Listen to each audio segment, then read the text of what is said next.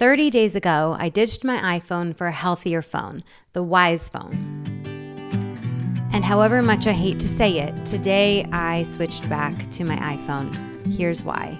I'll start with the stuff that was hard and then move to the good stuff. But my biggest issue was the calendar system. I cannot figure out how to get my shared calendar for the family, plus my work calendar, plus my personal calendar, all on this phone. And I have to have my schedule in front of me when I'm out and about. iCal through Apple just doesn't sync. Second issue was CarPlay. Again, this might have been solvable, but I could not get the phone to hook up to the car to play music or make phone calls.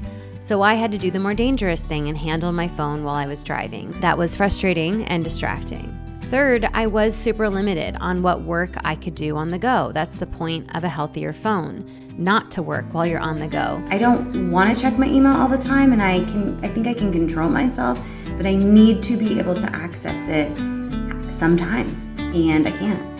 So that's where I'm at today. And there's an argument to be made that I shouldn't always be available for work, but sometimes I need to be. The challenge is finding balance. And even for personal emails, for example, I'm selling my house right now. I need to get emails in real time to sign forms or answer questions. That's not the case all the time, but during certain phases of life, I need email on the go. Lastly, a smaller issue, but I travel quite a bit for work. I'm often navigating new areas, driving or walking, and I need a good map. Okay, so the map on the Wise phone doesn't have good walking directions. Neither does Waze, and I just walked the wrong way by myself at night in a city I don't know for quite a ways. So I've turned around. I think I'm going the right way, but I'm having to do more mapping myself by streets rather than the phone map, which is a little dangerous. And it made me think back to a time when we would just have maps in our car, like a printed map, and we'd have to figure out how to get somewhere without turn-by-turn instructions. I seem to have lost that skill, and that was a little embarrassing, to be honest. It's just a lot, and you're right that it's like I have a lot going on, so it's been... The founder said at week 2, you're like in the pit of despair, and then you dig your way out by week 4 and you feel really great.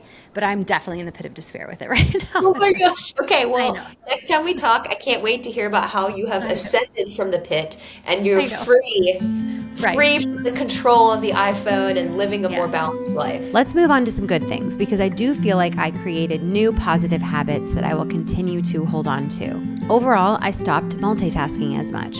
I try to focus on one thing at a time. When it comes to social media, particularly Instagram, which is the app I was using the most on my iPhone, now I completely forget about it.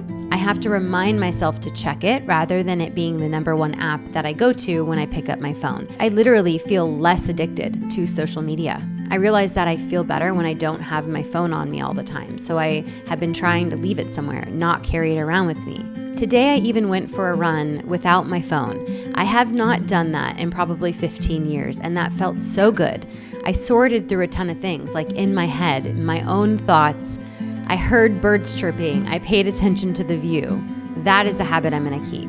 While I was using the Wise phone, I would wake up and I would check my phone for urgent calls or texts, but then I would go make a coffee before I looked at my email. Not having the ability to check that email right away made me realize that I just shouldn't be checking my email from my phone first thing when I wake up. I realized through this process that I don't need so many apps. I had hundreds of apps on my iPhone before. Now I've narrowed it down to about 50, which still seems like a lot, but I dare you to count yours. When you don't give yourself access to things that are time wasters or addictive, unhealthy, you don't use them and you feel better. In using the Wise phone, I definitely made more phone calls and talked to people more verbally because it was a little bit harder to text on that phone. And texts with Apple users, especially videos, don't always go through very well.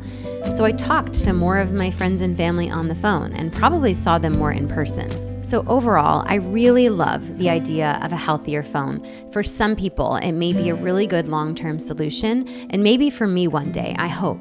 But for now, I'm back to my iPhone with renewed habits. I have more resolve and dedication to keeping a healthy balance. I am dedicated to not letting the attention economy squeeze me for every ounce of profit that I can. And I want to set a good example for how my kids can use technology as a tool, not as a toy, not as a destination, not as a friend or a partner. I'm referencing chatbot apps here. Real life relationships are paramount, and it takes a purposeful approach to our tech use in order to find balance and set a good example for our kids. If you're interested in checking out the Wise Phone, please go to wisephone.com, and you can listen to my interview with their founder, Chris Casper, now on the Scrolling to Death podcast. Thank you for following along with this journey. It was eye-opening, and I hope a good reminder that we can take small steps or big steps to find a better balance with our devices.